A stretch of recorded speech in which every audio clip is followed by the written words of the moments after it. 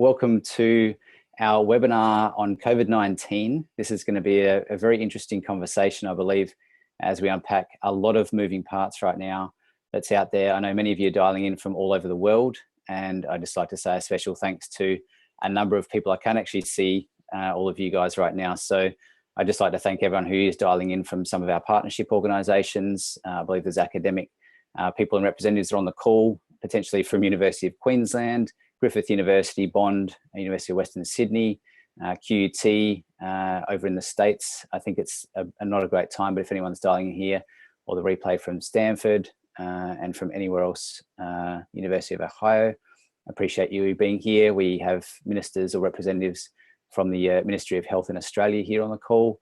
We have a lot of members that are here, so thank you all for being here. We have a lot of other affiliates and corporate representatives here. So thanks everybody for dialing in, and there's probably a number of people that are here that may be new to this conversation as well, and maybe new to our community, and we really welcome you here tonight on the call. Thank you for being here. My name's Matt Riemann. I'm a health scientist, and we're going to be navigating through the conversation today. I'm going to start this conversation just to give a bit of a context about why we're here and what we're going to be getting through, and I'm going to hand over to Dr. Alberto Garoli, who's our Chief Medical Officer, who's actually in the front line right now in Italy, in the thick of it.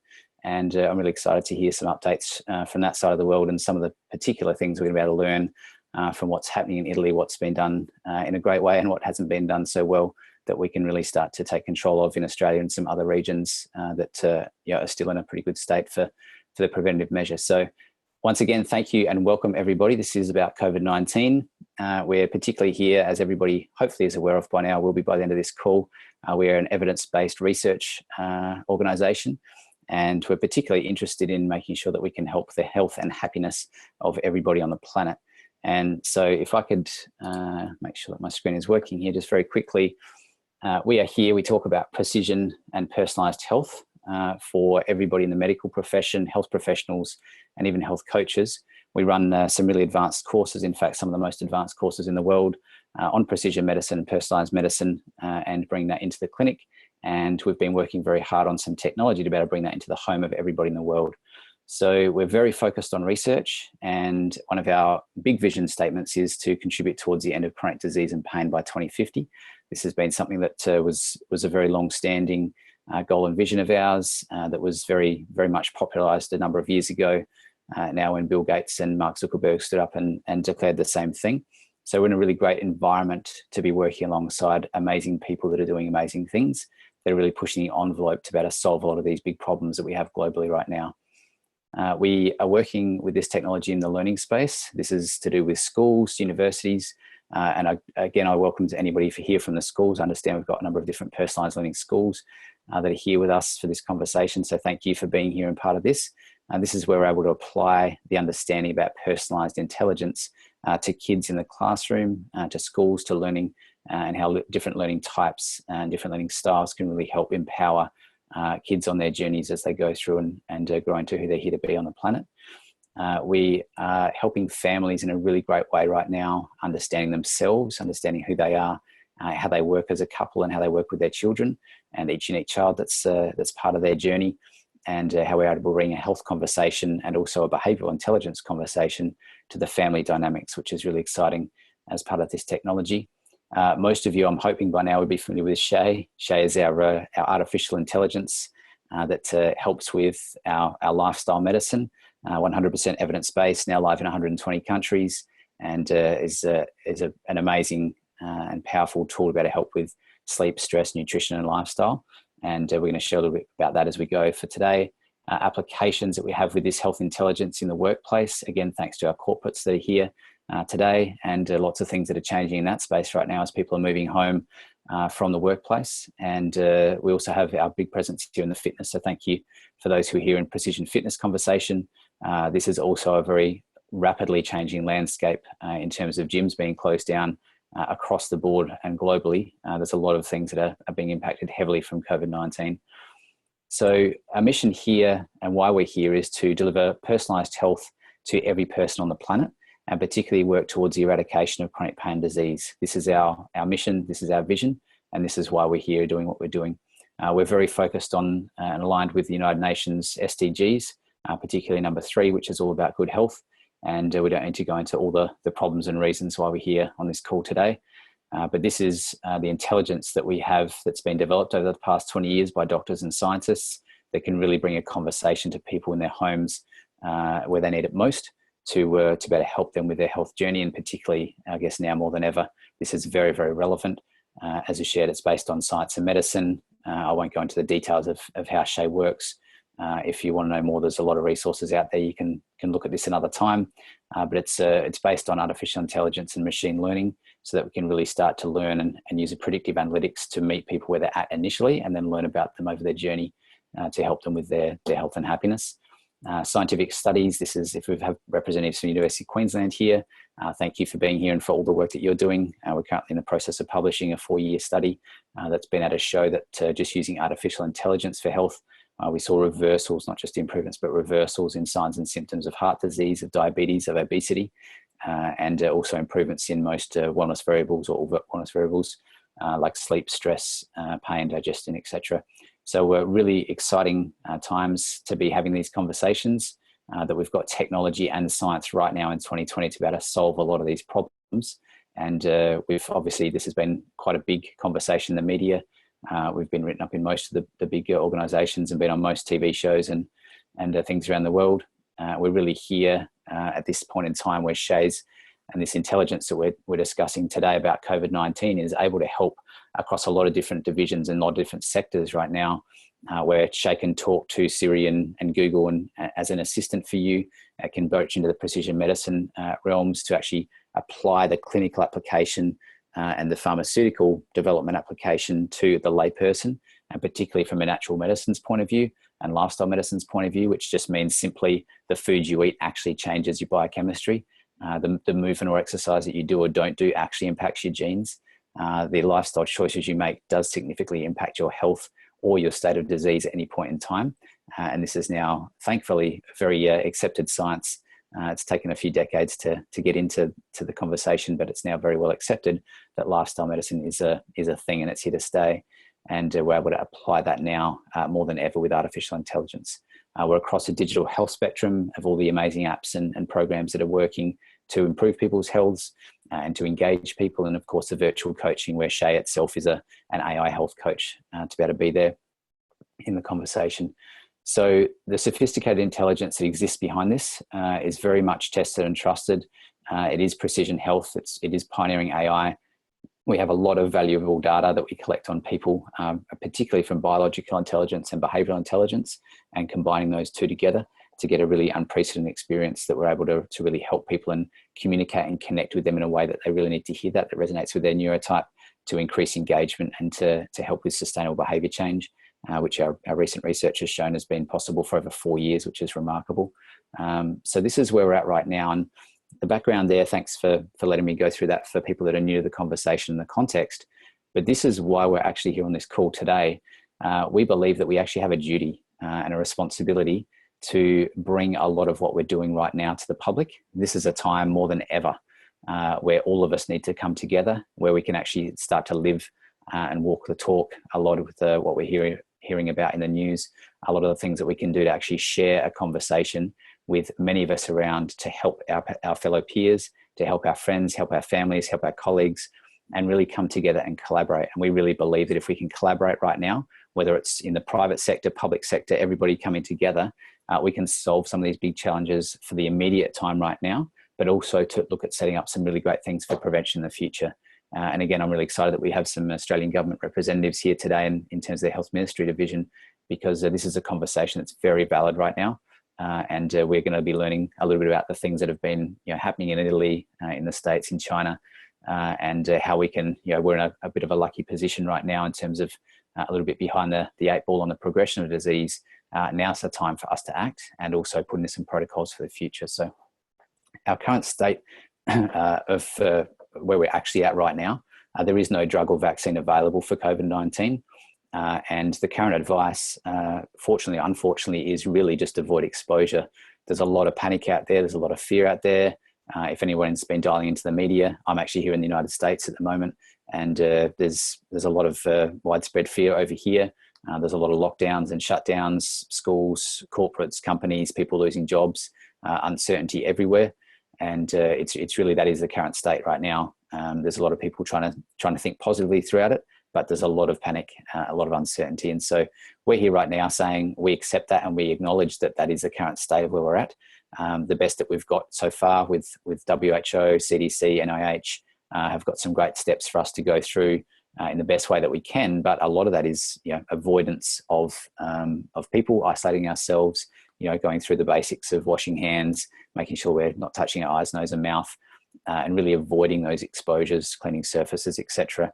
So there's not a lot of real hope that's there for people right now. And I think we can have a really great conversation to change that. That's the particular point of what we're doing right now in this call. And so next steps that we've got, one of the biggest things that has been maybe overlooked a little bit because of some of the confusion out there so far, is the thing that we actually have an incredible way to fight this disease or this virus right now. And this virus can be fought by something called the immune system. This is a real thing in our lives. Again, for those who aren't of the medical background, we're here having more of a general conversation right now that we're going to lead into more of the detailed medical science very soon. But right now we actually have the best line of defense ever. It's inbuilt into our bodies. It's called our immune system. It sits there fighting viruses, illnesses at bay all the time. And we have that right now at our disposal. And the question becomes right now is, how do we really increase our immune system activity? How do we get this to its maximum capacity right now to be able to fight this? If we are exposed to this, how do we overcome this in a very easy way? Where we have our current state of no drugs, no vaccines available, and everybody essentially just getting told to avoid social contact. This is our best line of defense right now. And this is something that we can implement immediately. We've actually had our science and medical team working around the clock here to create some protocols to help with the immune system of each unique individual. As you probably gathered so far, and for those who are part of our community already, all we do is personalised anything really. So everything is about precision medicine, personalised medicine. There is no one protocol for every person for their immune system. It's a very complex systems biological approach as well. It's not very well understood. There is no one supplement you can take to make sure that you're protected and your immune system's there. So we've been working very hard to create protocols for unique individuals. And we've actually got that ready right now. It's been quite the task to get it up and running, but we've been able to formulate a 10-day scientific protocol for each person.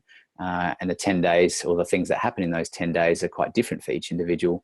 However, this is a protocol that we try to keep fairly consistent in terms of how we can roll this out at large scale, because we do have the science, the medicine, and the technology to roll this out at scale, literally to millions or hundreds of millions of people tomorrow. Which is a really exciting conversation. So we have this as our discussion points right now for all those that are here for bigger discussions. We have this protocol that's here in place. We're here right now ready for national and for global engagement into these protocols. And we have the medical support. For those that aren't aware, we have a very large global medical and health professional community to support this conversation right now. And so this is something that we believe very strongly that's our duty and our responsibility to be able to actually take a step forward into the public arena right now, to meet and connect with those that we need to be connecting with from a large level, to say we have a solution and we'd like to work with you together to roll this out.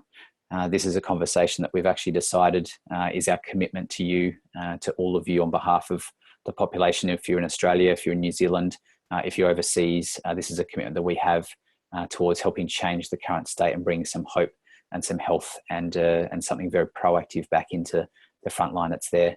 And so what we're proposing here is some very basic steps, so very simple steps for health. So awareness, first and foremost, what you can do, not necessarily what you can't do, but more what you can do about your health status right now, and how you can start to get hope back in. You can start to overcome some fears and really boost things to be able to fight whatever's coming your way. In any stage or any way of life. Education is our second step. So really educating you about your unique health, because you're different to the person next to you. What you need for your health is different to anybody else in the world. So education is really important. Protection is the main conversation that we're having right now. And this is to do with boosting your immunity. This is to do with your immune system at its maximum capacity to give you every opportunity to be avoiding, to be protecting, and to be preventing anything happening for you for COVID-19. Of course, connection is a key right now. Virtual connection is what we're seeing all over the world. And we're really encouraging people to share their experience, to connect with people, to give some tips, some ideas, what's happening at home, from shopping tips to children, to how to manage the cabin fever that's going on around the place. But for people to connect and share their experience rather than being isolated, to actually connect virtually, of course, at this stage. And support, of course, our medical support is really important throughout this time. And I thank all of you for who are on this call right now from our medical and health community for all the great work that you do for so many around there. And so this is I guess our commitment and our gift that we're going to be sharing with the world. This is going to start next Wednesday, just so that you're aware. This is here. It's a 10-day immune booster protocol, as we spoke about. It's personalised, and we're actually encouraging and going to be inviting everybody in Australia and the world to be sharing this with their family and friends. We're going to be giving this away 100% free. This is part of our mission and vision to be on the planet. This isn't something, of course, those who know, we usually charge for things like this, but this is something we really feel called to share this with everybody that's out there. And we want you to share this with your family and friends, because this is something that everybody can do right now, that's evidence-based, that's going to be personalised for them. It's their best possible line of defence right now against COVID-19. And we really want to get that out there and help share this at scale with those who are ready to step forward into some great solutions and get ahead of the curve. So there's a link here. We'll share that wherever you're watching this from. I think this is on Facebook. I think it's on everywhere, wherever the technology platforms go out these days. It'll be there. So we'll get that link to you to share with your family and friends. And that's a really exciting thing that we're going to be able to get there. This is live right now. If you're dialing into this, you can go on and click that link and share that with family and friends, and they'll be able to get started straight away. And we're gearing up for an official, what we're calling a global immunity challenge that will be starting next Wednesday, where we're going to be inviting almost everybody in the world who's interested to join, to go through this protocol of sorts with people, where we can have great medical and health professional support for them, and really start to take some preventative and proactive action to prevent from these diseases or this virus that's very rife right now across the board. So that is the link that's there. Just wanted to make a quick note for those who are already members of PH360 or SHAE. This is going to be automatic in your accounts. You don't have to do anything. So this is current members. You don't need to go and click the links and follow that through. In fact, if you do, you'll probably end up getting confused because it's for new people. But you'll actually have something that's in your, SHAE will actually just talk to you and send you a message in your account. It'll just have activate now. You better click that and it'll automatically go and populate based on your local region, your weather patterns, the seasonal fruits and vegetables that are available. It'll automatically increase the foods that are available to boost your immune system and factor that into your daily protocols as well. So that's a pretty amazing feature that's going to be there for you guys. And this is all just part of our gift to you, so that everybody in Australia, everybody overseas can start to really boost their immune system right now and be at the best possible chance of avoiding this epidemic from continuing. So that is the link to share with family and friends. Of course, hopefully for those who've been hiding under a rock and haven't heard anything about the coronavirus yet, these are the basics from the WHO, from NIH, from CDC, from essentially anywhere. You can find any of this stuff now, but the basics: wash your hands, 20 seconds with soap will kill the virus. Over 60% alcohol with hand sanitizer will kill it. Avoiding contacts with your eyes, nose, mouth.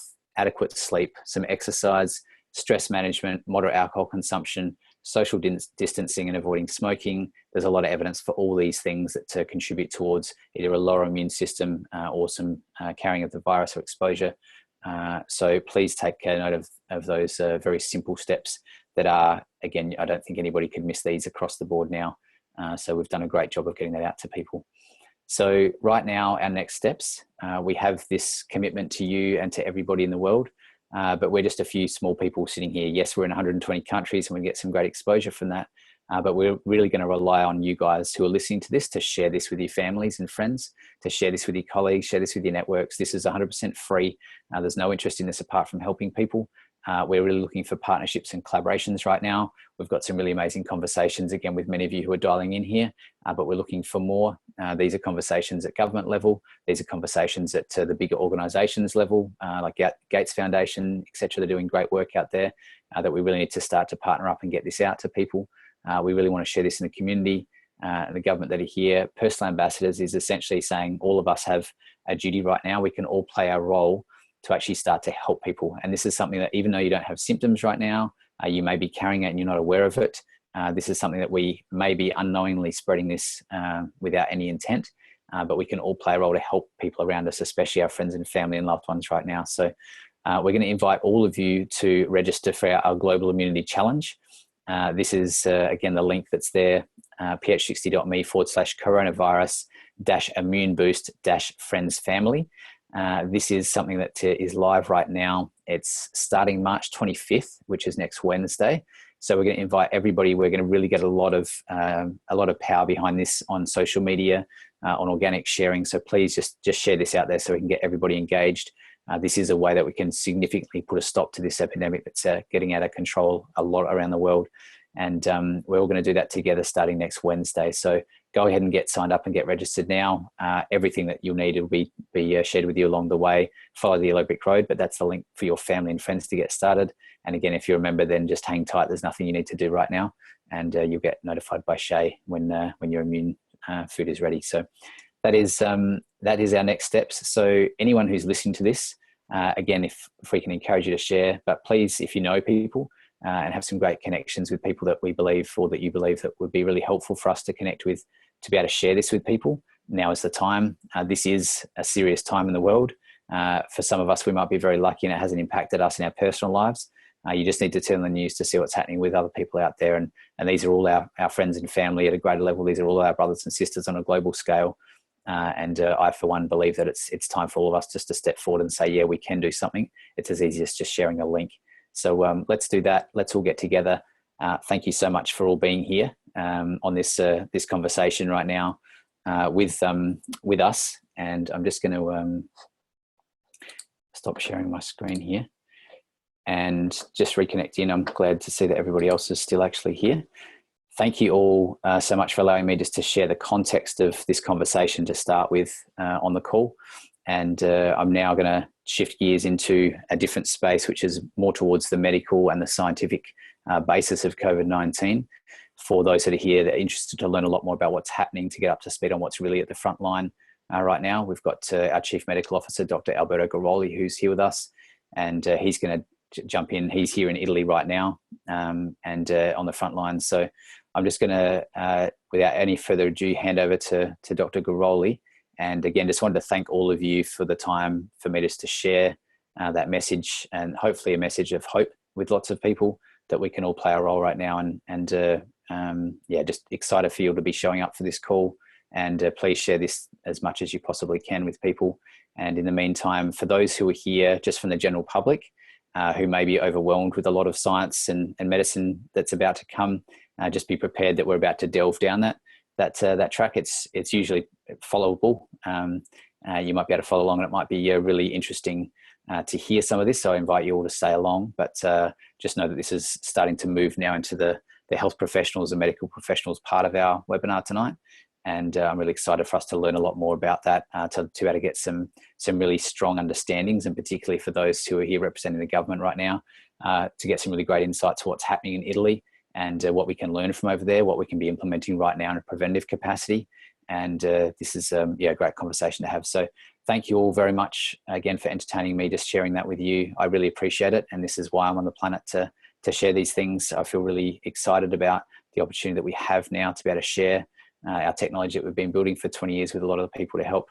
And right now we're going to just hand over to Dr. Garoli. So thank you so much for all being here. Dr. Garoli, over to you. Thank you very much for what you're about to share with all of us.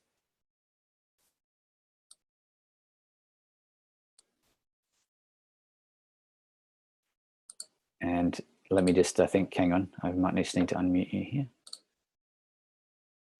Thank you. Okay, thank you. Thank you for the introduction. Thank you, and thank you all for being here.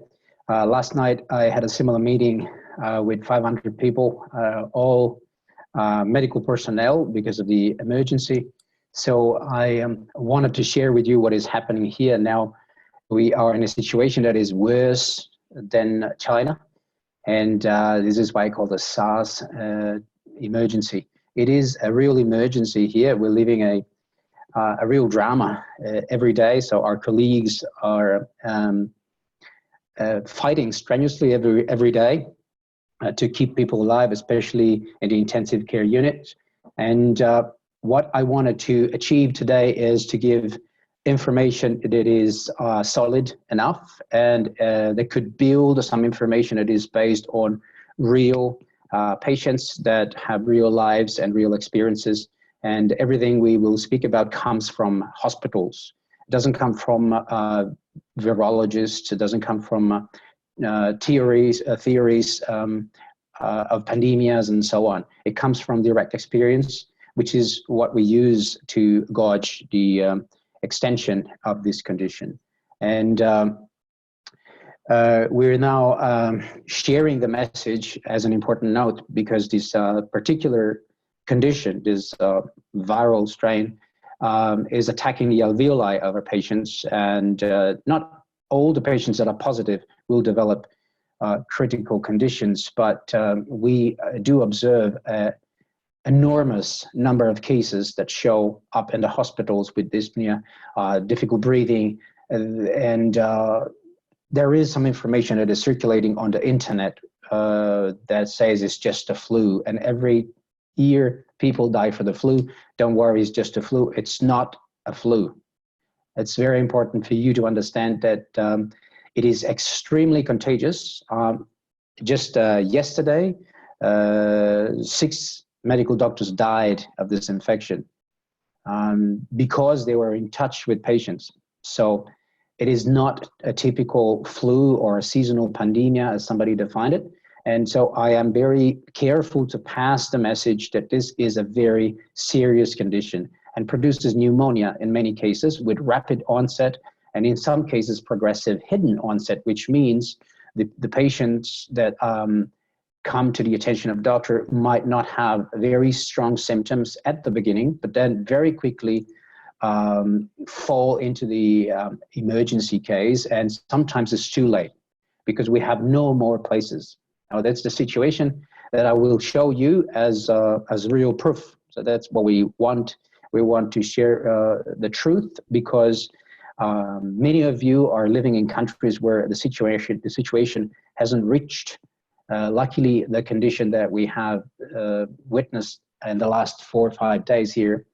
And especially in the last 2 weeks, people are really scared to go to the hospital. Even doctors are trying to keep people out of the hospitals because nosocomial reinfections are very possible.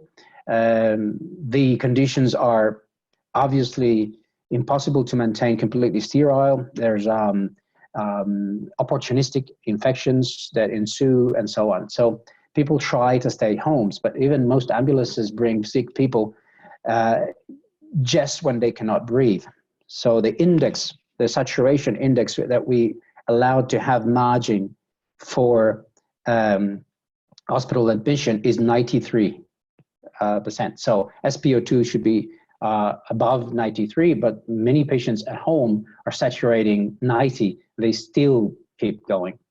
This is a situation at 16th of March in northern Italy, and I wanted to show you this map because back in a few days ago, I'm talking about 4 days ago, we had 1,800 deceased, and now we are more than 3,400. So we are more than China. There is a direct ratio between who is infected and the pathology that is developed. So it is generally the profile of a male that is above 50 years of age. So 76% of our sample is males that are affected by this disease. And very often, the situation, for instance, at the 18th of March, bring the health system into collapse because the tsunami of people that are showing in the hospitals in need of intensive care is higher than the number of beds and the number of ventilators that are available. So some of the people will not be able to be treated. Some will be shifted into other hospitals, but it's just a strategy of time. So our doctors are fighting with time and resources at the moment. They have no masks anymore, so most of the doctors are working with inefficient face masks and face pieces that don't have the filter required. They use garments that they have to wash because they should be able to throw them away every day, but they can't. There is not enough. And so we're seeing the collapse of the system. This is why I'm bearing witness for you that are in different countries. This condition that is spreading could bring a health system very quickly on its knees. And we're talking about North Italy. North Italy is the best served area probably in Europe for health assistance, and we have the best specialists. We have hospitals of San Raffaele, we have Humanitas, we have the best, but at the same time, people that fall sick are increasing every day, and we don't see a decrease. This is why I am prompting people to understand the context of their environment, and to understand that contagion spreads very quickly, so containment is key, is crucial. So very strict containment of any area where there are cases is absolutely crucial at the beginning of the focal infection. So 19th of March is today.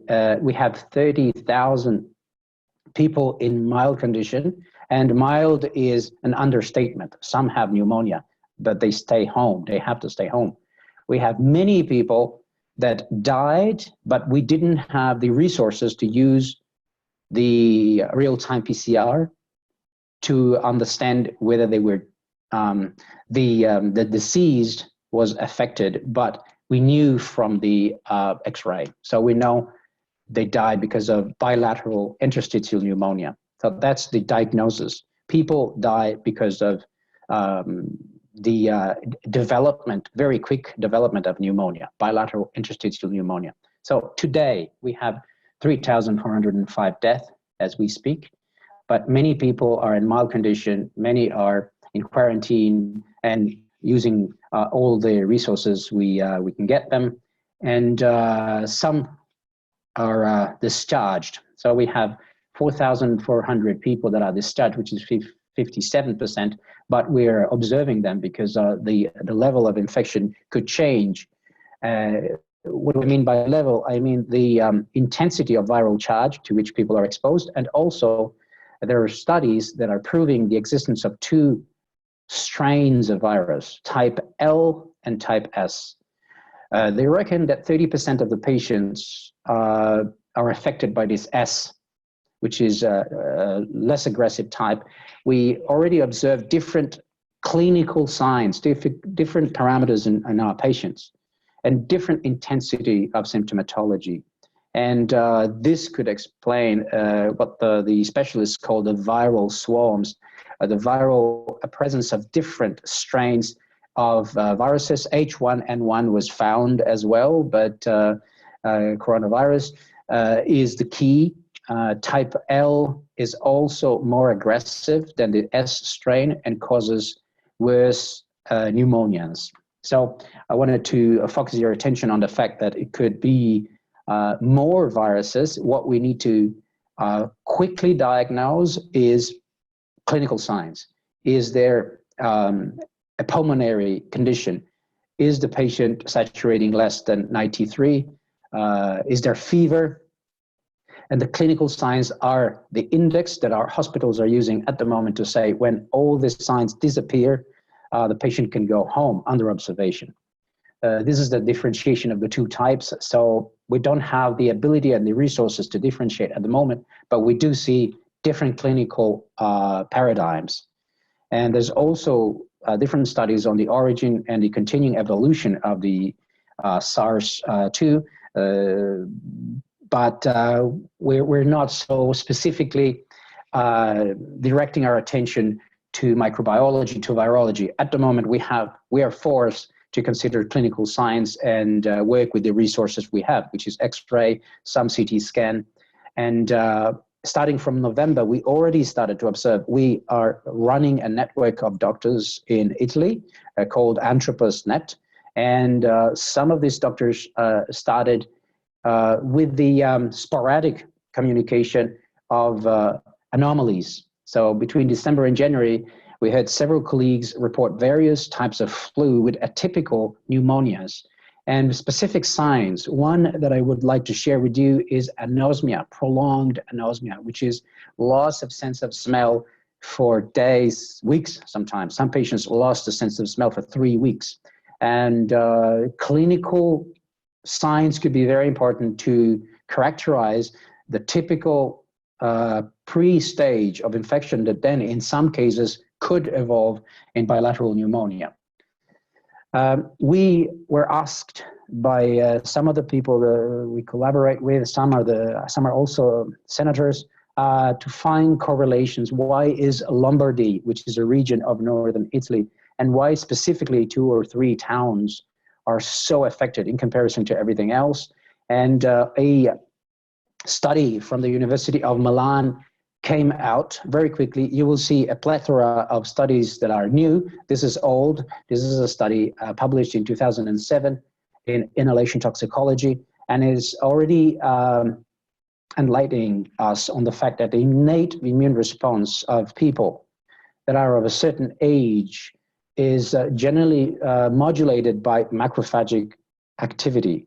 So the macrophagic capacity to phagocytize or inactivate viruses is a key and could be disrupted chronically by living in areas that are polluted. So to monitor polluted areas in relation to the focal presence of the virus could be one epidemiological key that we need to apply. So is there pollution in the area? Are there many males or people that are above the age of 50, particularly males? And is this situation related to a condition of chronic inflammation? Then these are all factors that will increase our alertness. We know that factors like chronic oxidative stress and pollution could be a factor. Smoking can be a factor. But surprisingly, bronchial condition, chronic bronchial condition, COPD, for instance, expresses a risk that is 10 times lower in comparison to hypertension. So the profile, speaking about personalized medicine, of the patient that is at risk is a patient with higher expression of interleukin-6, higher oxidative stress, in the presence of PM 2.5 from pollution, male, and with particular preconditions, which then falls sick. Not every person that is positive to this RT-PCR will evolve into a pathology of bilateral pneumonia. But we do see a difference between the reactivity of lungs and respiratory organs in children, for instance. So PM 2.5 association with respiratory viral infection in the younger population, 0 to 17 years old, affects generally the upper airways, whereas lower respiratory infection severity in older adults, which is higher than 65, is generally related to the inactivity of macrophagic function and hyper expression of inflammatory cytokines in the alveoli. So these people could be culture negative for bacteria, but could also develop then inflammation and also opportunistic bacterial infection. There are studies on why. This is why we're concentrating on the factors that could trigger a vulnerability. Every time we are in the presence of infections, some people will not be affected, some will be mildly affected, and some will be very severely affected. You can see here the map of PM10 in reference. 2004 now is worse, but the violet area is indicating a high level of pollution, of particulate pollution, which is particulate matter. In this area, that corresponds exactly with our patients. So Italy is now living a dramatic situation, especially in this area where pollution is very high.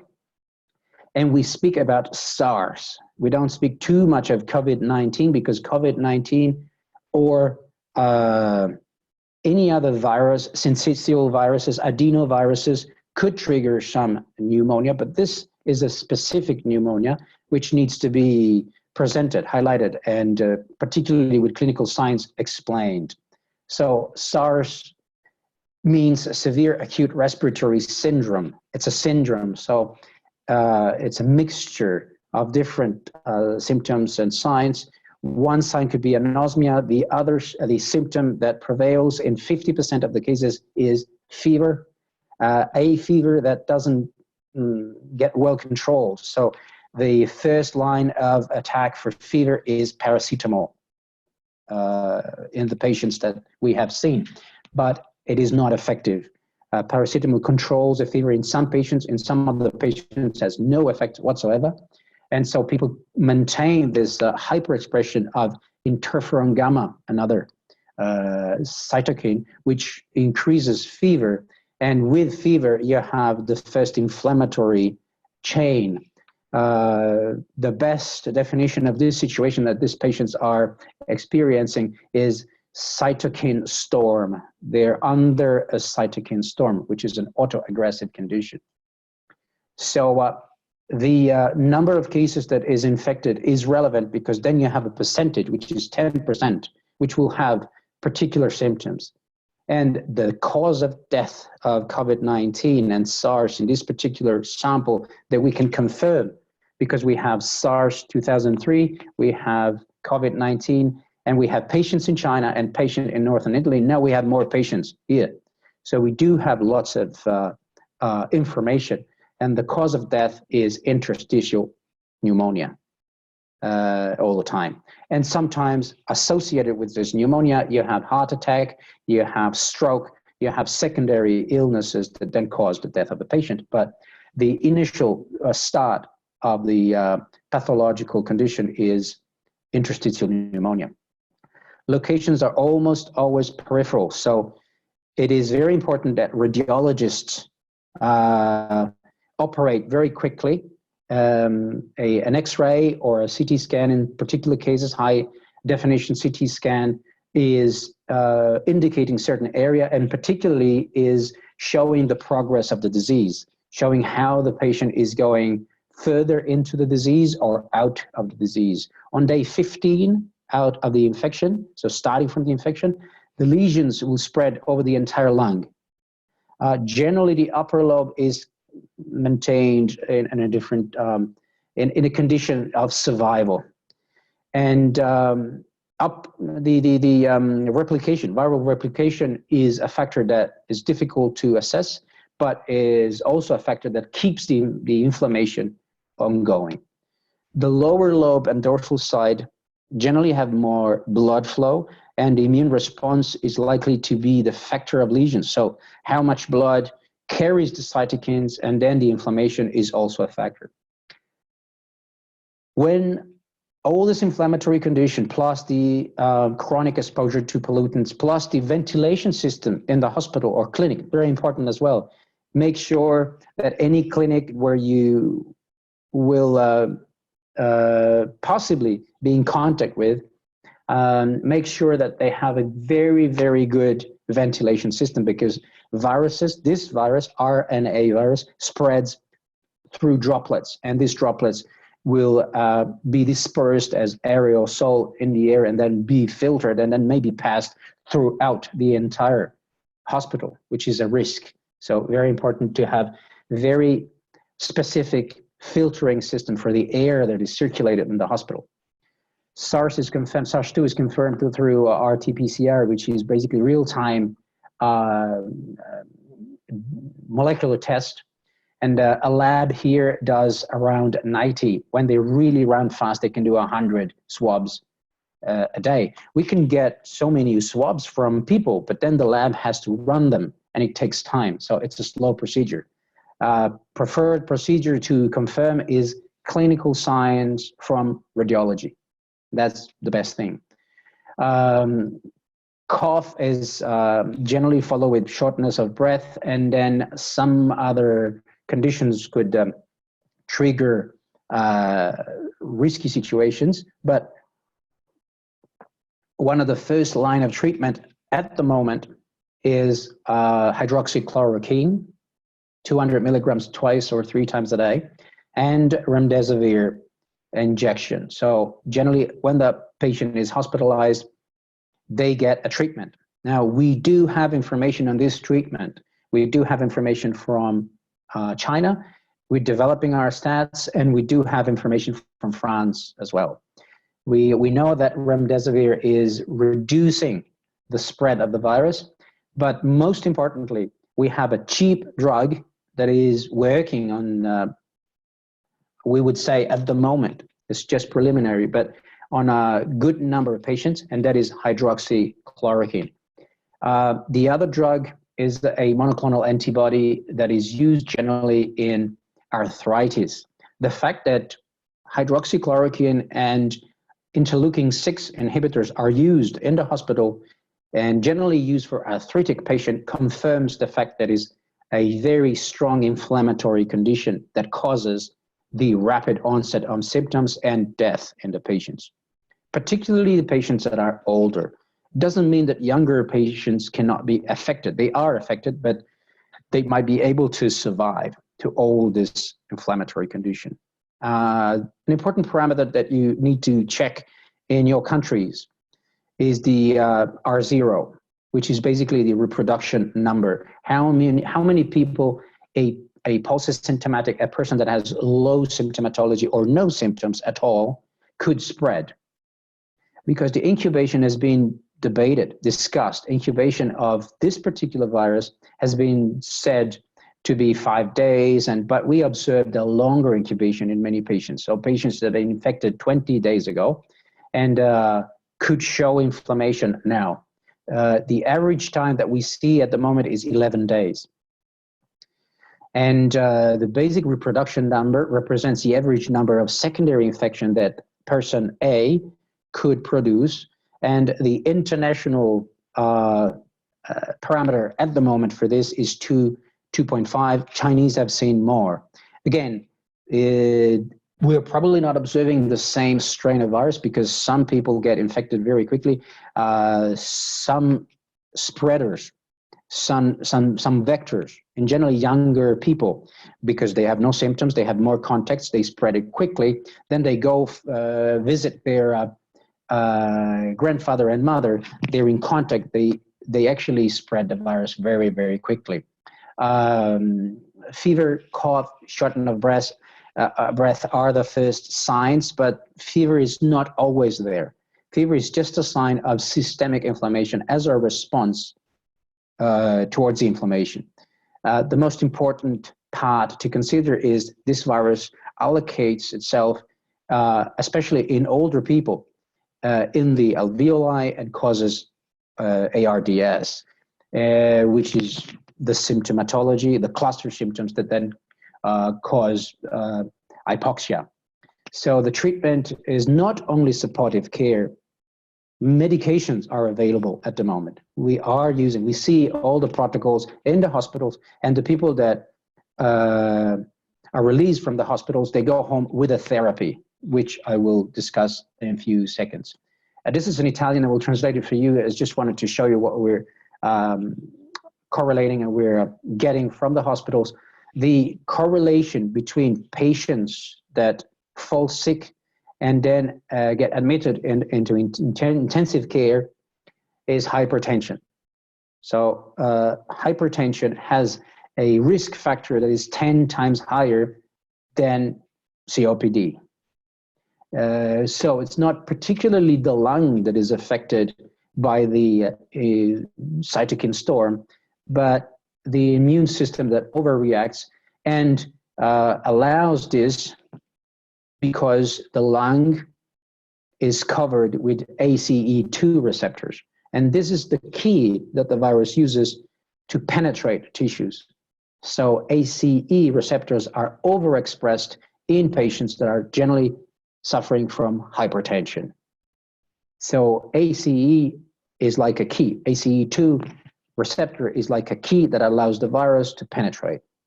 We have analyzed 2,500 cases, and we saw that the stats bring the age towards a different picture than what is generally told to the public. So we have 90% of the patients that are above 50 years of age, 76% is males, but you can see that 51 to 70 years of age is 46% of the sample and is going down.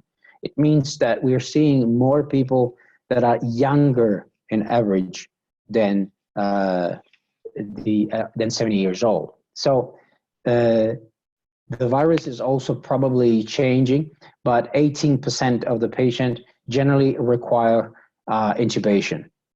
And 35% of the people have respiratory symptoms that require medication. At the moment, we're managing all this crowd of patients that require intensive care units, and this is just in the hospital. The hospital is the last phase for many patients at the moment because they try to fight the disease staying home. Many times the ambulance has no time to arrive. Sometimes it requires 5-6 hours because many people are affected but live in the valleys, and valleys are far to reach from hospitals. Some hospital has had to close some departments. Some hospital completely closed down because the infection was widespread. And so we're dealing with a humongous number of acute interstitial pneumonia patients.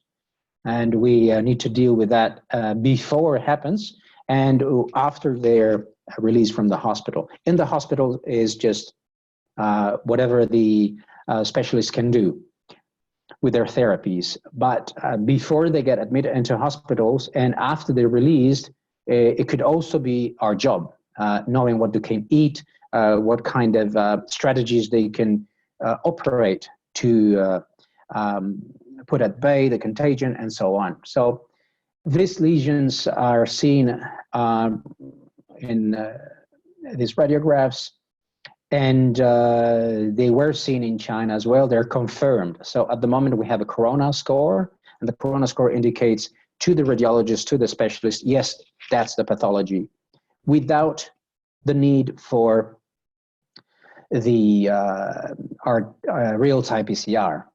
So without the swab, the radiologist could already confirm it is. The problem we have, and that's the real enemy that we're fighting, is this overexpression of interleukins, inflammatory agents that could also cause diffuse alveolar damage in the patient, DAD. And we find these exudates, edema in the alveoli, and microthrombi, which means that is overexpression of platelet aggregating factors. So small thrombi will deposit in the capillaries and also cause hyperplasia of the pneumocytes. Basically, the lung is collapsing in these patients. So we have several comparisons to do. One is, for instance, with SARS 2003. And this is the comparison to say, is this contagious as the other one and the previous, for which we have 13 years of studies and experience. And we do have some similarities. This is the DNA alignment of SARS-CoV 2003 and the one they call 2019. Everything is spreading now, but remember, the name is COVID-19 because it started long before the newspapers showed. It started in November, October, November. But the curve generally in epidemic spreads is very flat at the beginning. And then it goes into hyperbole after because of the interaction with people. So the spread in the community. Plus there is a spread in the nosocomial, which is also nosocomial superinfections and so on. You can see the alignment of SARS-1 and 2 are very similar, so we can say we're dealing with a SARS. What are we doing at the moment? Apart from the obvious resources for intensive care, we need masks, and we don't have enough. The personnel doesn't have enough filtering pieces. And we are running very quickly to build a task force of researchers, epidemiologists, clinicians. I'm always on the phone, hearing from the cardiologist, hearing from the immunologist. Every day we looking at the condition of patients. We're trying to understand how they go with their symptoms and so on. And so to monitor patients that are going towards the hospitalization and monitoring patients that are getting out of the hospital. So we want to create a model for reinfections or relapse evaluation. This is something that is happening in China right now. China probably, knowing Chinese government, has received a massive order not to share information with the media. Generally, China operates in repression of information to create less disorder. But it is important for us to know if patients treated with a certain modality will relapse. And sometimes they do, and they don't do because they are reinfected because the virus wasn't destroyed. It's because they get reinfected by other viral strains in the environment. And the modality for negative symptomatic patients is also important because modality to assess a symptomatic patient that is negative is to see whether they have pneumonia signs, even if they stay home. This will clarify the fact that many clusters of viruses could also be present at the same time. The symptomatic patients, the ones that are sick and are positive, need to be progressively observed. The crucial problem is that symptomatic patients need to be tested.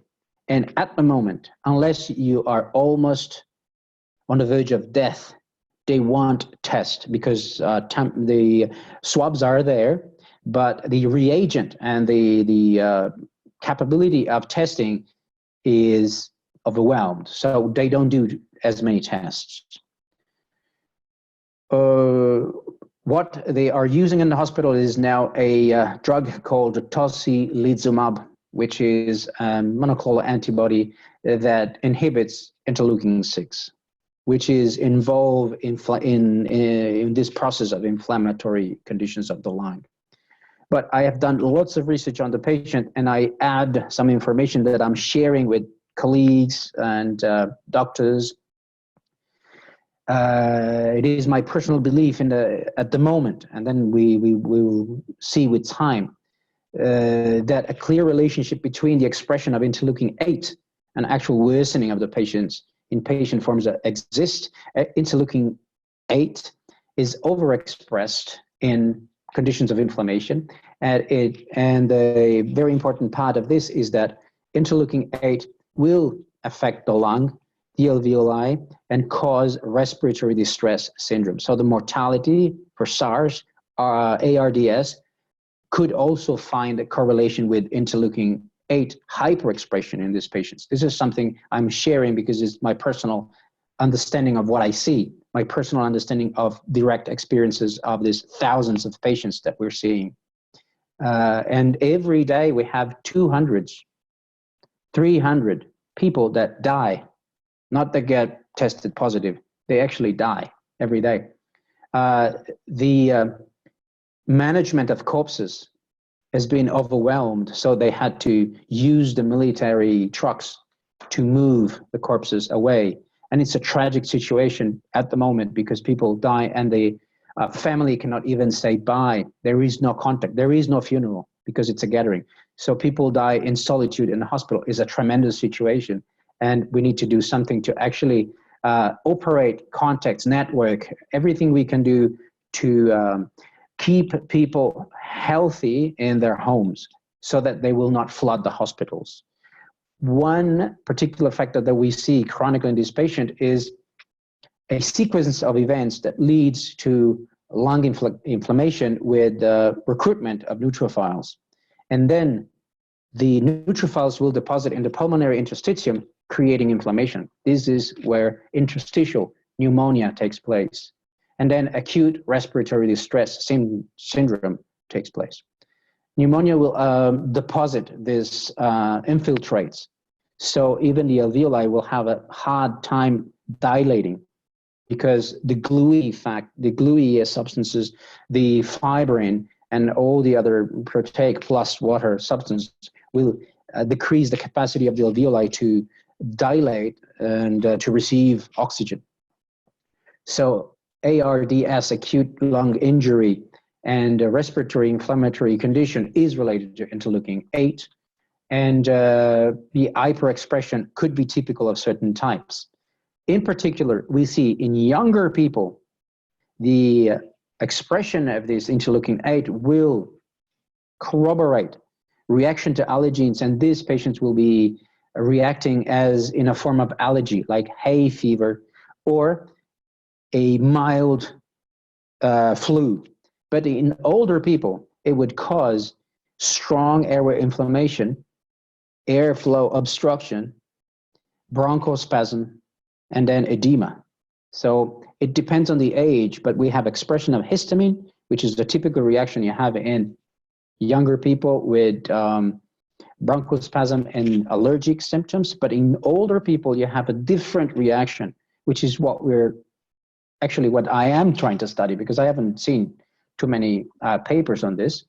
But I did see the research on interleukin-6, the society that regulates the use of drugs as approved for experimental use, the interleukin-6 inhibitors in the hospital, and they are using it in Naples and in Milan and so on.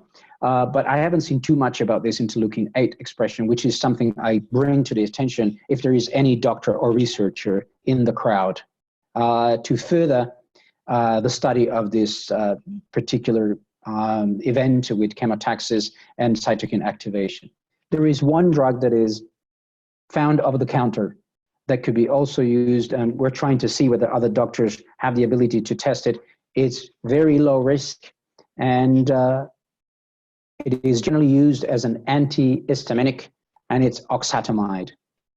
Low risk. The only side effects is a bit of drowsiness, as many antihistaminics. But in the early stage, when there is inflammation, it could be something that could activate a sort of buffer condition for the epithelial cells that are activated with the antagonist of TLR2 that generally express this incredible inflammation. So if we can stop it every day, the reaction will not be huge in the end. There's another factor that we consider, and I have seen less research applied for this, which is oxidative stress in lung epithelial cells from patients with this particular pneumonias. So how high is the oxidative stress in these patients? We have no time to test. A patient at the moment come very quickly, and all the thing we can do in the hospital when they're admitted into hospital is rush the admission, observe, or then when they desaturate, ventilation or ECMO, so extracorporeal. The key to this oxidative stress is found in all the studies that this researcher, Nobel Prize, has produced. Is Luc Montagnier. Is a bit older now, but he has done lots of research that has been also tested in Gifu University in Japan. We already tested some of it, and that is for the protocol that we are advising people to follow in their houses. So when you're exposed to oxidative stress, you are more likely to get inflamed. But in nature, we have several antioxidants that can be used, can be easily retrieved. One of the substances you find is blueberries, elderberries, spinach, beetroot, Brussels sprouts, cumin seeds, ginger, the highest level of ORAC, which is the capacity to stop oxidative stress, is found in a powder called Triphala powder. Triphala is a mixture of 3 fruits from the Indian tradition, very high in total ORAC, but there's many. So we can give some supplements as cloves, as cinnamon, turmeric, mix that into food and make sure that people follow a guideline that is antioxidant, especially because when the whole body is exposed to positive ions, to high oxidative stress because of the age and mitochondrial function, they need more antioxidant every day to protect all the epithelia of the eyes, but in this case, the T-zone, which is the nose, mouth, and then lungs. Another factor that we need to carefully monitor is the use of cortisone. So the Lancet published this paper the 7th of February, and in particular for the coronavirus outbreak, in clinical understanding of the patient, it is important to monitor the use of corticosteroids because it is so widespread and it is so common for people to just resort to hydroxycortisone, for instance, or all these other steroids. Now, clinical evidence does not support corticosteroid treatment for 2019 and COV lung injury. And it's not just the study that we have seen with these patients in Italy, is the WHO that endorsed this. So for clinicians, it is important to understand that the administration of ibuprofen and administration of corticosteroids in patients that are going through first phase could trigger the penetration of viral charge into the lung. So how are the patient treated in their houses could also determine how many people get admitted into hospital. If we are giving them the wrong treatment, they could, in a way, manage. We give them the wrong treatment, they will be rushed into the hospital because of the quick penetration of the virus. Very important for clinicians. Then I produced here the link for the Military Medical Journal that was published the 6th of February 2020 as a rapid advice guideline for the diagnosis and treatment of novel coronavirus. And this is developed over the Wuhan team and the hospitals, the Hubei hospitals. And it has metrics, it has consideration of patient type and so on. And it has also protocols that include natural drugs, herbs, that I will show you in a second. We start from the point that they have many infection cases, many pneumonia cases, but also many patients that were healed.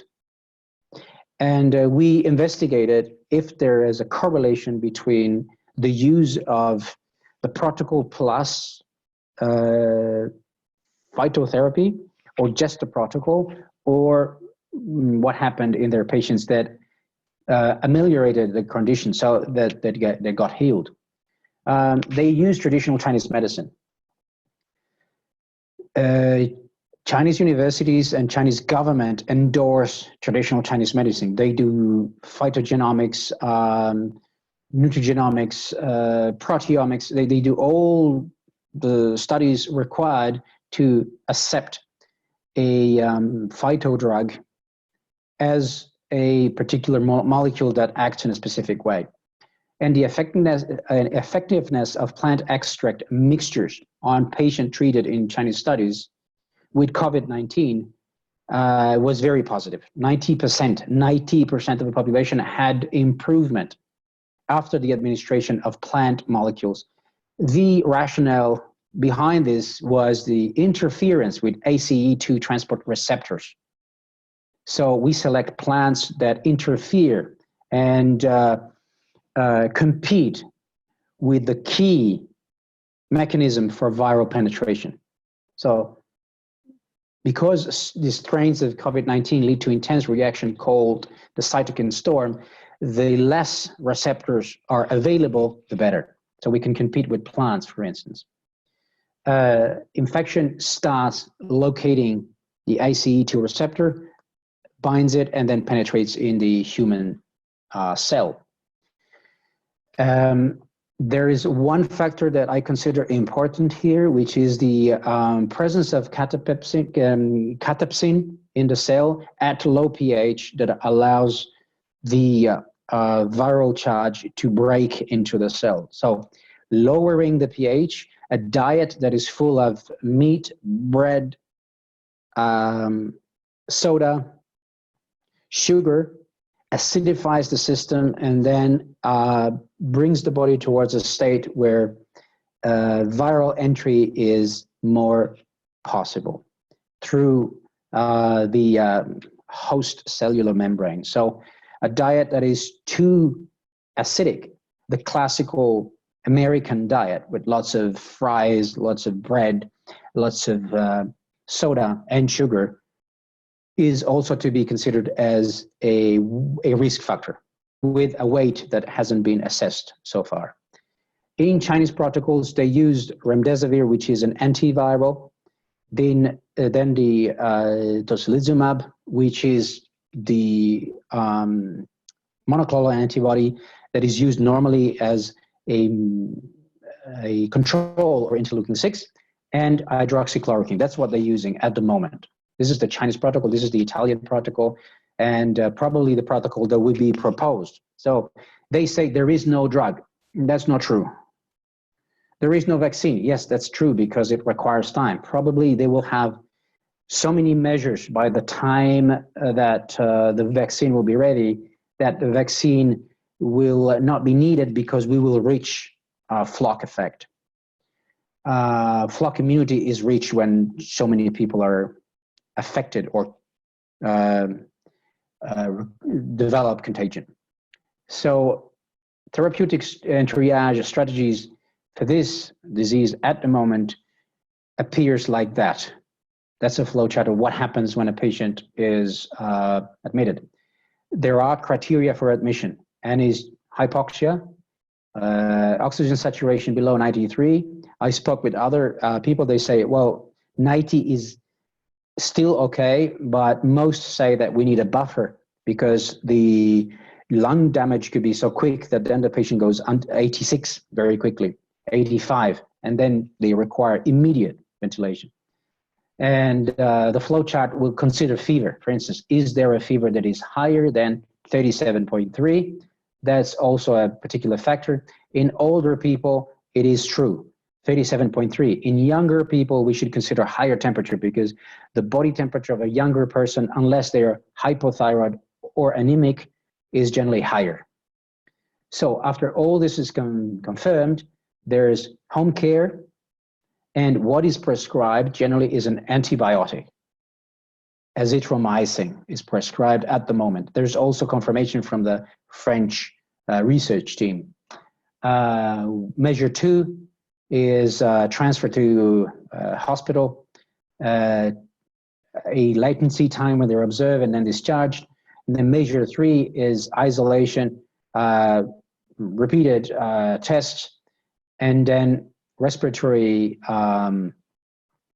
quinolones. So basically the patient is followed every hour, and then antivirals are injected.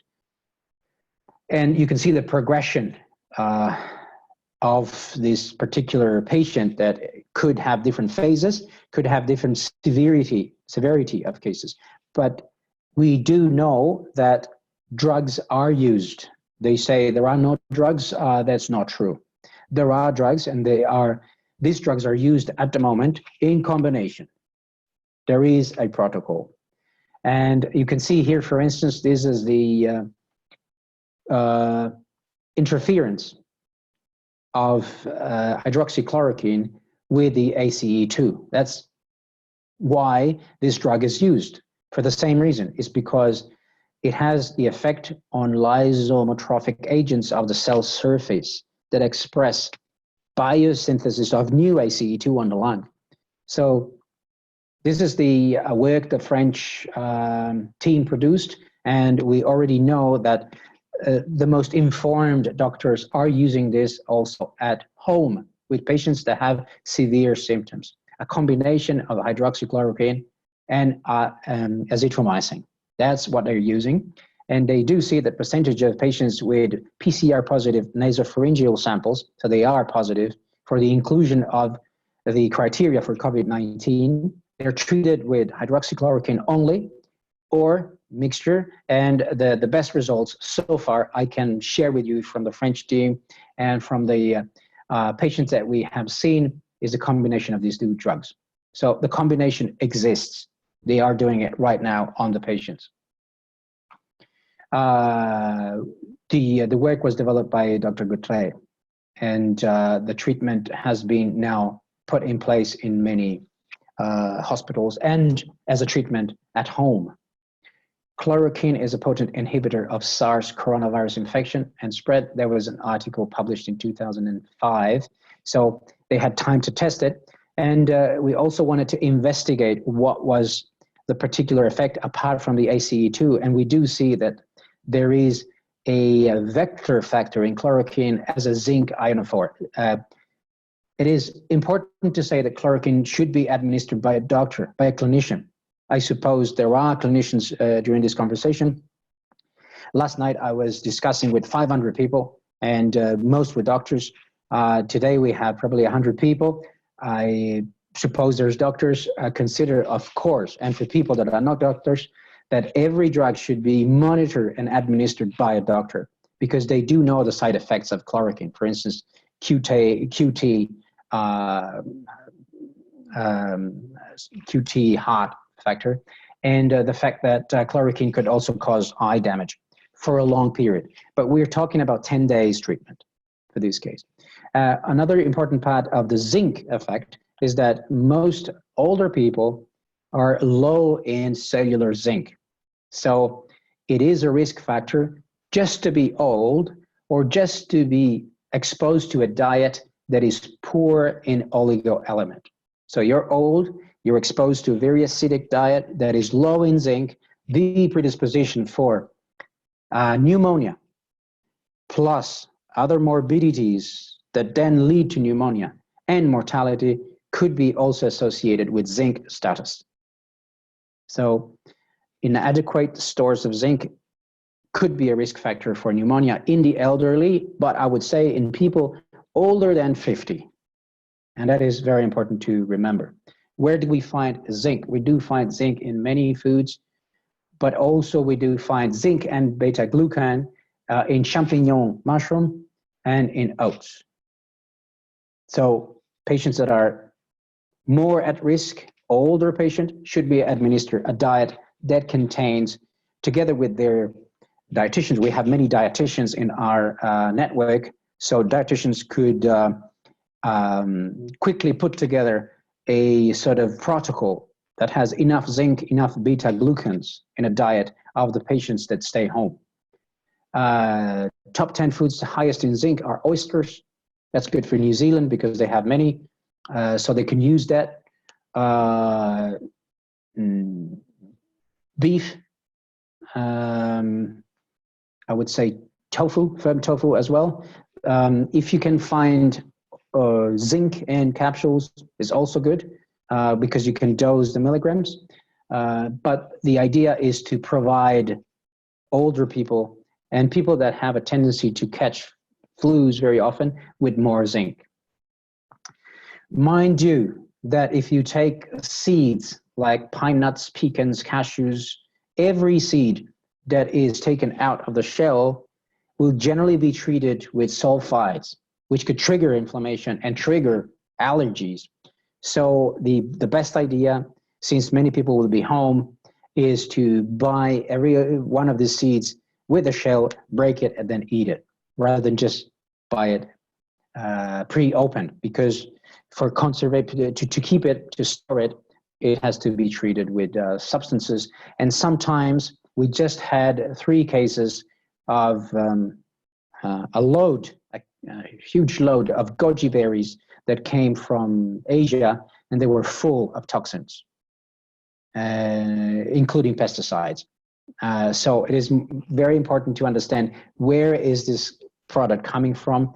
Some products could trigger more inflammation. For instance, peanut butter could trigger more inflammation, and other could decrease inflammation, like pumpkin seeds. Among all this, pumpkin seeds are easy to find. They are very cheap, and the other are sunflower seeds. They contain zinc. People can do it at home. Then there is the quantitative and qualitative analysis of constituents of Chinese medical preparations that were used in these cases of pneumonia. So China Academy of Chinese Medical Sciences, the CACMS, used traditional medicine for pneumonia cases in the 85% of the total national, which means they believe in it, and they believe it could do, it could actually improve the condition of the patient. This is the medical personnel that is preparing traditional Chinese medicine. So is traditional Chinese medicine working? I believe so, because I worked as a visiting professor at the University of Jinan. I'm teaching at a Chinese College of Medicine in Bologna, and I do know how Chinese work. Chinese are very pragmatic. If something doesn't work, they won't use it. And in fact, they do see that hydroxychloroquine works, they use it.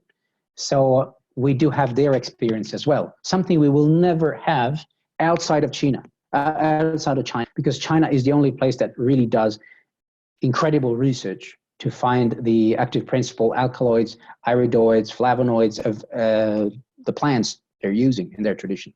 So this is the rapid advice guideline for the diagnosis and treatment of coronavirus. Chapter 6, paragraph 4 is prevention.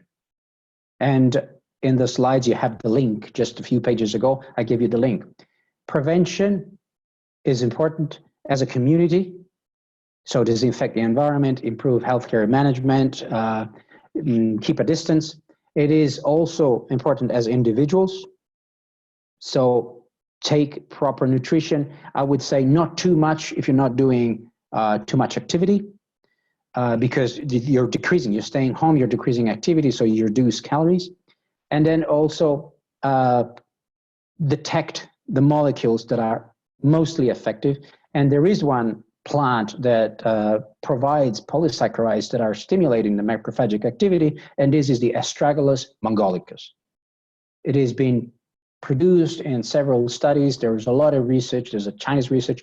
Sometimes I get confronted by other colleagues, and they say, yes, but this is just a Chinese study. But they are the only one that are pumping millions every year to study the clinical effect of the drug, but also the chemical constituents. So at the moment, China is the best resource to give us information on how herbs work on specific conditions. And this is very specific. This is a strain of coronavirus. So Astragalus membranaceus could be taken into powder. I have seen prescriptions here. So they're already integrating in some prescription Astragalus plus all the drugs that I showed you before, which is azithromycin and hydroxychloroquine and Astragalus. But sometimes they're using mother tinctures, which is alcohol. Alcohol is not always indicated for people that have NASH condition, so non-alcoholic steatosis hepatitis, any liver or kidney conditions. Plus, we need the polysaccharides. So Astragalus membranaceus polysaccharides activate immune response in macrophagic function, in particular in an enzyme. There's also evidence on the Cochrane Library of Astragalus preventing episodes of respiratory tract infection. And this is also for children. So what do we use for children? There's a plethora of information on the internet, but none of this has been tested on COVID-19. Astragalus has. So whenever you want evidence on something specific and peculiar, you might have it if somebody has tested it. And some is testing at the moment in Italy. So Astragalus membranaceus protects cells from influenza viruses, regulating the G1 phase of this particular signaling pathway that involves macrophagic activity. So what is the best immunostimulants that is not over expressing inflammation for people that are mildly symptomatic or asymptomatic? Astragalus polysaccharides. We have it in combination. For instance, I'm giving all the people I know, especially I'm trying to do a shipment for all the people that are working in the frontline, nurses, doctors, so they're protected. And a product we use has Astragalus membranosus, 70% polysaccharides, and other plants that you can also find. If you cannot find a combination like this, you can find other combinations, or you can combine it. You go to a herbalist and you combine several factors. Otherwise, you get the product as it is. For instance, we are working around the clock to produce it, but also to ship it. Ship it is a huge problem at the moment because all shipments are blocked. So we changed 6 shipment companies, and now we have one that is helping us at their risk. But they're the only one that are helping us to deliver a product from the lab to the patient. The same problem is observed at the moment with labs where they do blood analysis because they have no reagents. So they have to close down the lab because reagents are missing. They cannot do the tests. This is why it's a dire situation, and it requires extreme measurement, but also networking, information, and I'm appealing to all of you to make sure that people receive the right information. Otherwise, they'll fall into a panic because they are uninformed. They'll say there is no treatment. There is treatment. They say it's the end of the world. There's many possibilities, many scenarios that should be contained, especially nationally. If a nation has to contain this, it has to do it quickly, very quickly. And they have to be operative in informing people about the evidence. And the evidence is very serious.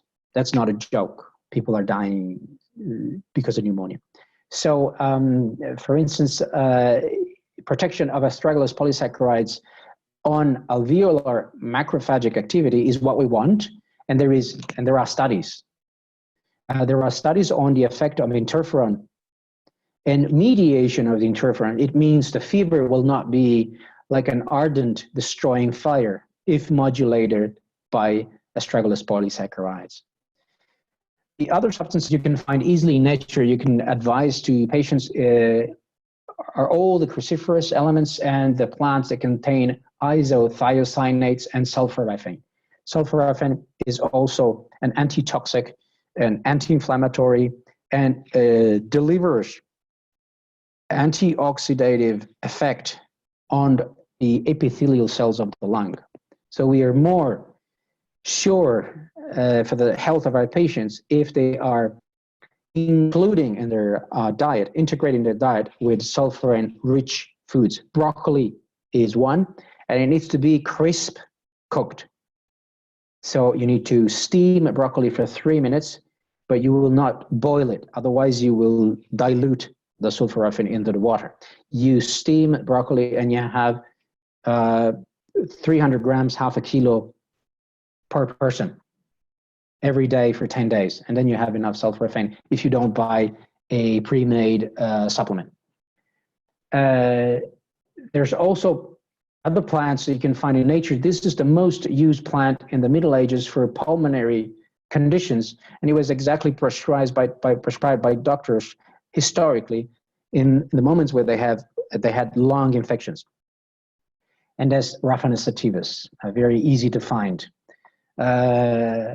It's a root, generally used in some areas of the world as a normal dietary supplement, but it is also effective on particular viruses, including VHSV, which is hemorrhagic septicemia virus. So we know that it could be antiviral to a certain extent, and it also contains sulforaphane, 2% sulforaphane and isothiocyanates.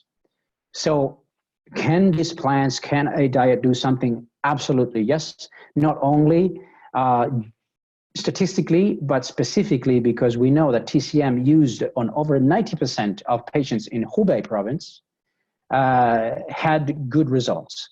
had 90% positive results. There is one formula that the Chinese are using, and it's called Lianghua Qingwen. Traditional medicine generally uses substances that have a specific effect. In this case, it's multiple effect. And the multiple effect of Lianghua Qingwen is generally antiviral. It is, you can see here, part of the guideline that was produced by the produced on the military medical research as a guideline for the treatment of coronavirus. And it can be found, it can be produced in granules, but if we see the formula, what it contains, we understand where to get the elements if we don't have the formula itself. One important element is Lonichia japonica that we have been using that. I have a product that contains it, and the other is Scutellaria. Scutellaria contains scutellarin. Scutellarin antagonizes the virus as well. The third plant that you can find, and it's very useful for the inhibition of viral infection in the cells, is elderberry. Elderberry extract. Every extract comes with a titer. The titer of the extract should be in anthocyanins or flavonoids. Flavonoids are also antioxidants. They will reduce expression of nitric oxide in the lung. They will reduce hyperactivity of the cells, and at the same time they antagonize viral charge. Elderberry extract could be used. This is the Latin name, the Sambucus nigra. The flavonoids, particularly there's a flavonoid that contains methylquercetin that binds to the viral envelope, the hemagglutinin proteins, and acts as a wall, acts as a sort of wrapping effect in several strains of viruses, including H1N1. It has a significant inhibition of H1N1 infection in cell culture. So this is good evidence to be used. It's cheap, or easily available, contains antioxidant. You can give it to patients to protect the cells from infection. I want to go to Scutellaria. This is why Scutellaria bicalensis is another plant that has been used in SARS.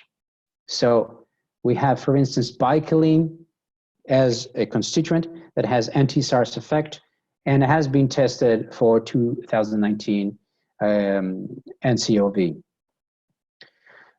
This is also found relatively easily. I would say relatively because you need to go to a herbalist to find it, and the herbalist normally has all the proportion. They can mix plants, they can see which plant antagonizes another and so on, and the herbalist and the doctor should speak together because there is interaction between drugs and herbs, and sometimes it is worth checking, particularly in these cases where the condition of the patient could be critical. The other substance that blocks the SARS coronavirus spike protein, and it acts again on the ACE2 interaction, is rhubarb, easily found in shops. The Latin name is Rheum palmatum. It contains rein and amodin. In particular, amodin competes to a very strong level with the penetration of the virus. It has the side effects of giving diarrhea if overdosed.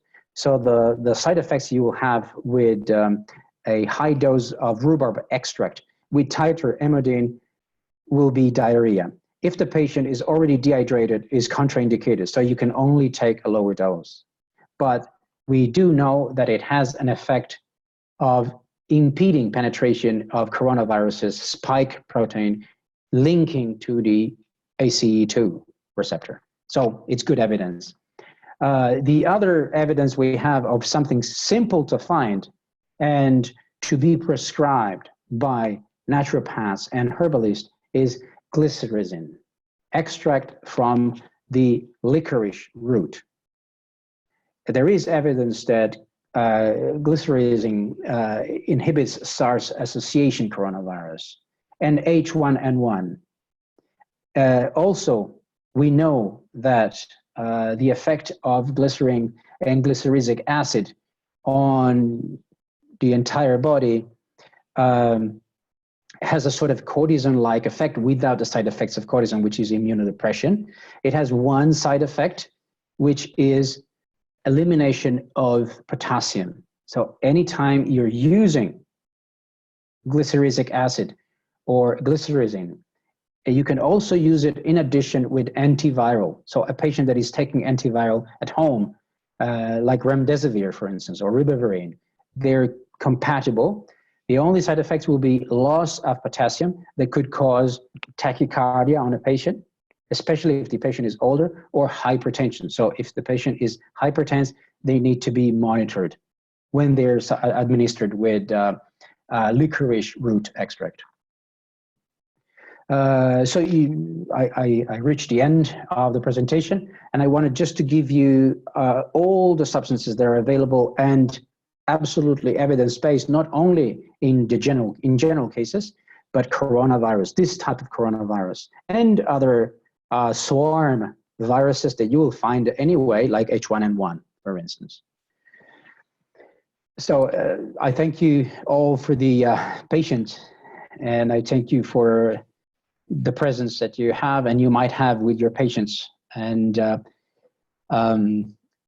I leave this next minutes to Matt to organize the end of the call.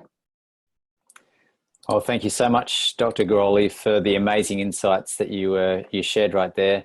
I really, really appreciate the depth of information that you bring to the table and bring to the conversation. It's really great to actually get an up-to-date information as to what's happening over there in Italy, about some things on the front line, and particularly about what we can be doing right now to assist our immune system, particularly in this conversation at this time, with a lot of people dialing in from other regions in Australia, the US, where this is a conversation that's certainly in a better place and space publicly than what it is in Italy right now, but a really great time that we can all learn from the things that are happening. So thank you again for really bringing all the things that you do to the table. I really appreciate that in many different ways. And I'd just love to finish this call by thanking each and every one of you for being here, for making the time. I know it's early, it's late wherever you are in the world. For some of you, it's even Friday night in Australia, and you've chosen to be here with us. I don't know what that's saying about you or us, but we're very grateful for you to choose to be here with us. And once again, we hope that you can really get behind these great opportunities that we have right now to each and every one of us play our role to be able to share this with the people that need it most, which is ourselves, our friends and our family. As Alberto went through, that we can often be carriers. We don't even know about it. We have no idea if we don't have symptoms as to what's being spread or not. This is a time when all of us need to come together publicly and try and put a stop to some things that don't have to spread like it has in Italy right now, especially for different parts of the world. So we're here right now. We'd love, there's hopefully a link on your screen there. This is ph60.me/coronavirus-immune boost-friends family. These links will be all over everywhere soon, just in case you forget that or not sure where that's at. But please share this with your friends and family. It's going to be helping them. It's going to be helping everybody in the long run. And we really hope that some of you guys can step up as personal ambassadors, really support us in what's happening. We're also inviting anybody who'd love to be involved in the team. We've got an amazing group of passionate, heart-led people that are really coming together around this. As we reach out to governments, as we reach out to bigger organizations, the media, bigger influencers, to really get behind sharing this as far and wide as we can, as our part that we're playing in this global pandemic that's here right now among us. So this will start March 25th, which is next Wednesday. So please have all your friends and family go ahead and get themselves organized and registered up until then. And we'll be covering a lot more of the conversation across social media and email and other channels as much as we can over the coming days. And we look forward to sharing this journey with all of you. So thank you all for making the time. Thank you, Dr. Garoli, for your time and for all the work you're doing on the front line with the team over there. Really appreciate it. It's really important work, and no greater time really for most of us in our lives to this global pandemic, for all of us to come together and collaborate and really take a great step forward in the journey. So thank you all so much for being here and being part of this conversation, and looking forward to this journey as it unfolds. So thank you. Feel free to share this, and once again, this is a conversation that we're super grateful for all of you being here with us. So much love to all of you, and look forward to continuing the conversation. Bye for now.